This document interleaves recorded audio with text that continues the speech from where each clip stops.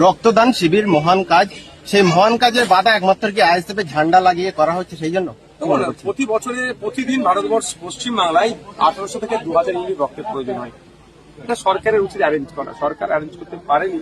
আমরা অ্যারেঞ্জ করার যখন চেষ্টা করছি, সরকার বঞ্চ আমাদেরকে বাধা দিচ্ছে।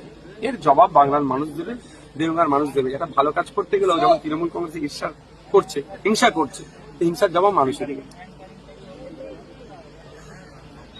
বারবার রক্তদান শিবির করছে আইএসএফ এর পক্ষ থেকে, সেখানে শাসক দলের পক্ষ থেকে বলা হচ্ছে যে ব্যবসা করছে, পার্টি চালানোর জন্য রক্ত বিক্রি করছে। 1996 সালের আগে পর্যন্ত এই রক্ত বিক্রি করা নিয়ে সেই মুহূর্তে সেভাবে কোনো ছিল না।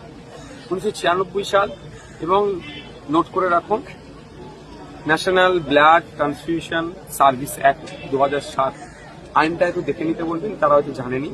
রক্ত বিক্রি করলে 3 মাস জেল বা জরিমানা অথবা জেল জরিমানা দুটোই হবে। যদি আইএসএফ এর নেতা রক্তদান শিবির করে রক্ত বিক্রি করে পার্টি চালায়, তাহলে আইএসএফ এর নেতা কি 1 ইউনিট রক্তের জন্য, একজনের রক্ত দিলে 3 মাস জেল, যদি 100 ইউনিট হয় তাহলে 300 মাস ইন্টু 12 কত বছর হচ্ছে? জেলা রেখেই তো বলি। অনুষ্ঠানে পেরে উঠতে পারছেন এই কথা বলছে। পার্টি চালানোর জন্য আমাদের ভাইরাই যথেষ্ট আছে। মেহনতের মাথার ঘাম পায়ে ফেলে ইনকাম করে আমরা পার্টি চালাই।